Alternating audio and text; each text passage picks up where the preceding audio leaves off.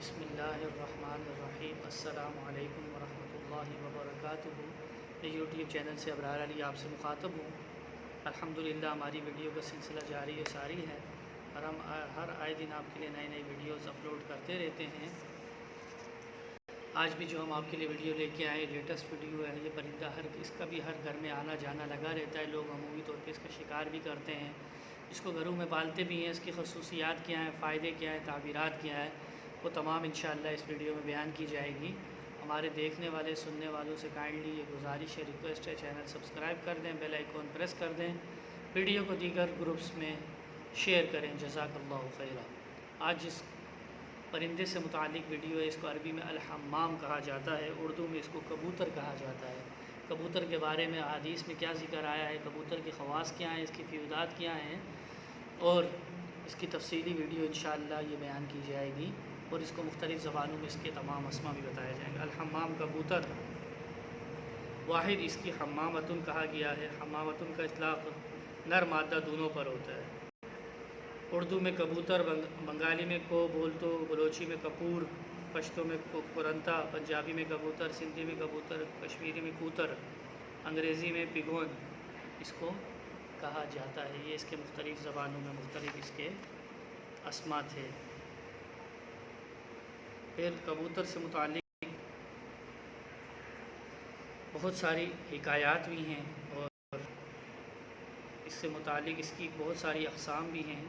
خشکی کا کبوتر الگ ہوتا ہے اور اس کی کئی اقسام ہیں۔ یمام اور حمام میں فرق ہے۔ حمام کی پشت کے متصل دم کے نیچے سفیدی ہوتی ہے، جنگ یمامہ کی دم کے نیچے سفیدی نہیں تھی۔ امام نوری نے کتاب التحریر میں نقل کیا ہے، جس جانور کی گھنٹی ہو وہ حمام ہے، اور گھنٹی سے مراد وہ سرخی یا سیاہی کی داری ہے جو ان کی گردن کو گھیرے ہوئی ہوتی ہے۔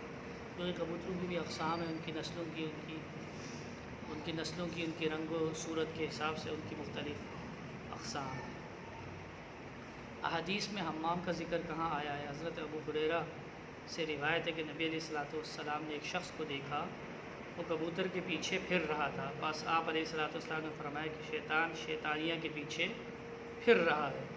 بہقی فرماتے ہیں کہ اہل علم نے اس حدیث کا مصداق کبوتر بازوں کو قرار دیا ہے، کیونکہ اکثر یہ کبوتر باز کبوتر اڑانے اور کبوتر پکڑنے کے لیے مکانوں کی چھتوں پر چڑھ جاتے ہیں، جس سے پڑوسیوں کے گھروں میں بے پردگی ہوتی ہے، اور اسی وجہ سے اس کو حرام قرار دیا گیا ہے۔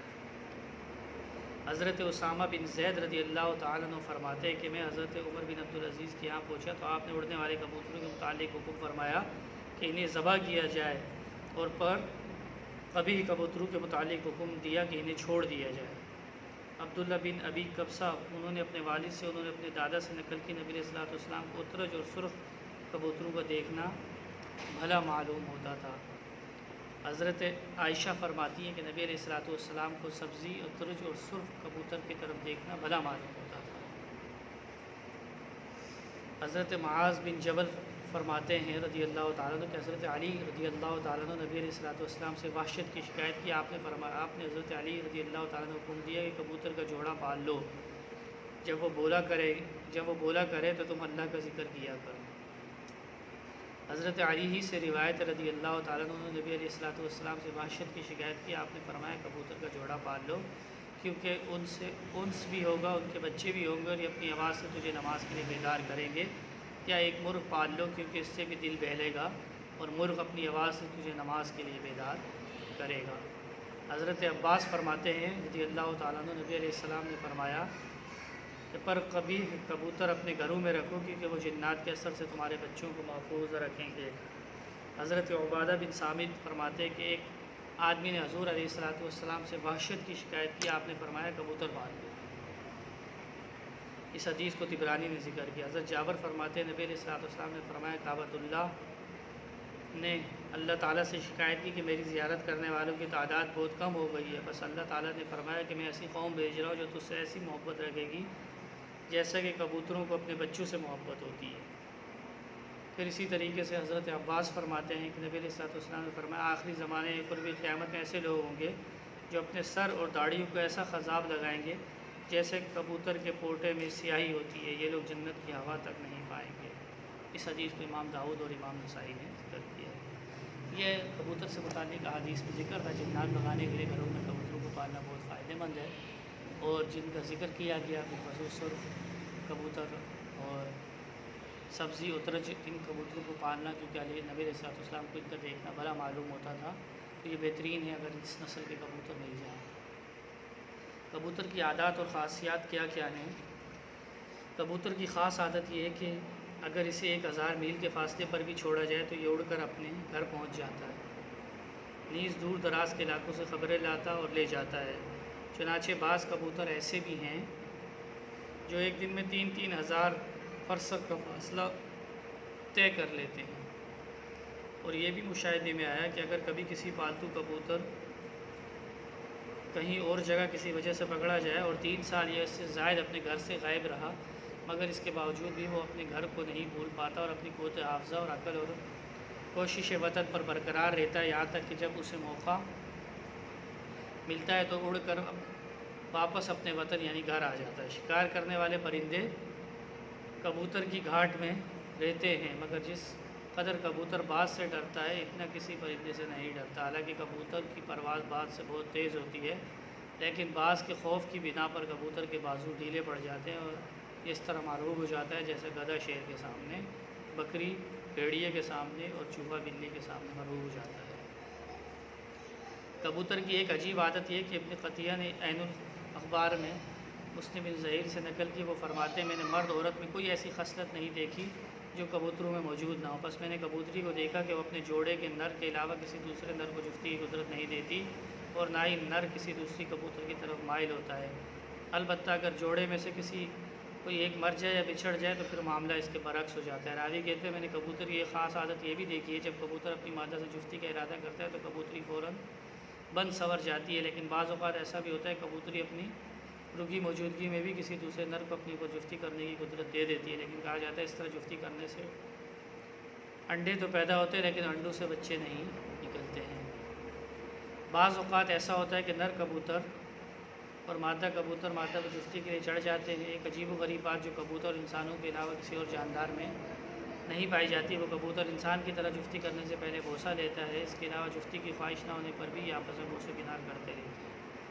کبوتر 6 ماہ تک جفتی کرتا ہے اور کبوتر 14 دن حاملہ رہتی ہے۔ پہلے اور دوسرے انڈے کے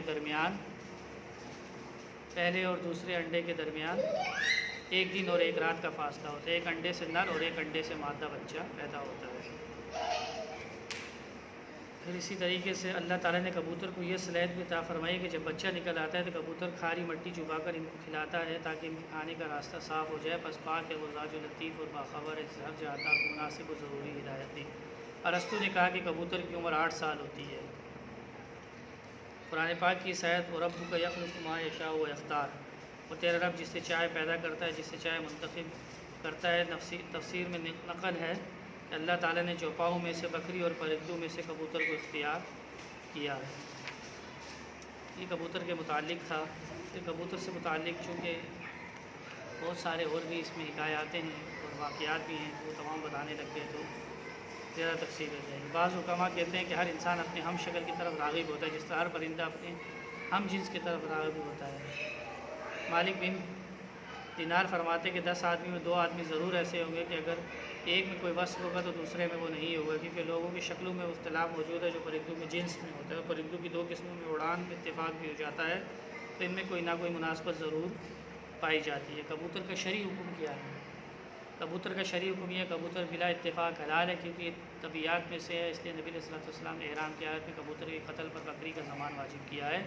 اس کی 2 صورتیں ہیں، کبوتر انسان گھر دوست بھی ہے اور انسان دوست بھی۔ کبوتر کی علت کی وجہ سے یہ ہے کہ نبی علیہ السلام نے احرام کی حالت میں قتل کرنے اور بکری کا ضمان واجب کیا ہے۔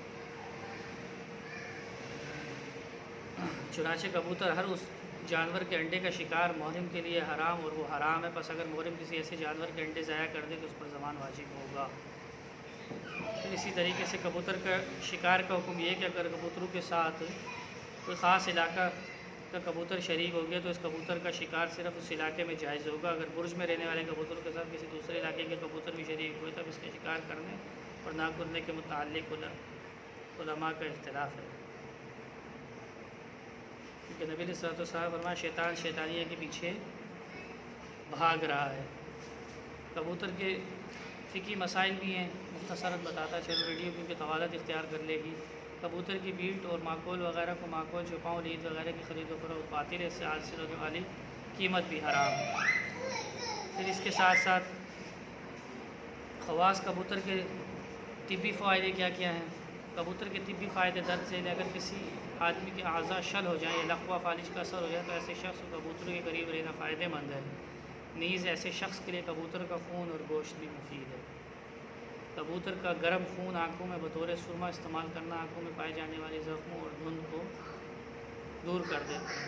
کبوتر کا خون نکسیر کو بند کر دیتا ہے۔ نیز کبوتر کے خون کو زیتون کے تیل میں ملا کر جلے ہوئے زخموں پر لگانے سے بہت جلد آرام ہو جاتا ہے۔ کبوتر کی بیٹ گرم ہوتی ہے، خاص طور پر جنگلی کبوتر کی بیٹ تو بہت ہی گرم ہوتی ہے۔ کبوتر کی بیٹ عجیب و غریب تاثیر ہے، اگر اس کو پانی میں گھول کر عصر بول کا مریض پانی میں بیٹھ جائے تو اسے شفا نصیب ہوگی۔ عصر بول کے مریض کے لیے عمل بہت زیادہ آزمودہ اور مجرب، اگر کسی پاک صاف برتن میں مندرجہ ذیل آیت لکھ کر اور پانی میں دھو کر مریض کو پلائی جائیں تو بھی فائدہ ہوگا۔ ان اللہ لا یغفر ان یشرک بہ ویغفر ما دون ذلک لمن یشاء وما قدر اللہ حق قدرہ والارض جميعا قبضته یوم القیامۃ والسماوات مطویات بیمینہ سبحانہ وتعالی عما یشرکون وما اصطفى وشفوا بفضل اللہ عز وجل۔ بس اگر کبوتر کی بیٹ سرکے میں ملا کر کبوتر کی بیٹ لیپ کر دیا جائے تو یہ درد استسقاء میں مبتلا انسان کو فائدہ دے گی۔ سرخ کبوتر کی بیٹ 2 درہم کی مقدار لے کر 3 درہم چینی ملا کر پانی میں حل کر پی جائے تو پتھری والے مریض کے لیے مفید ہے۔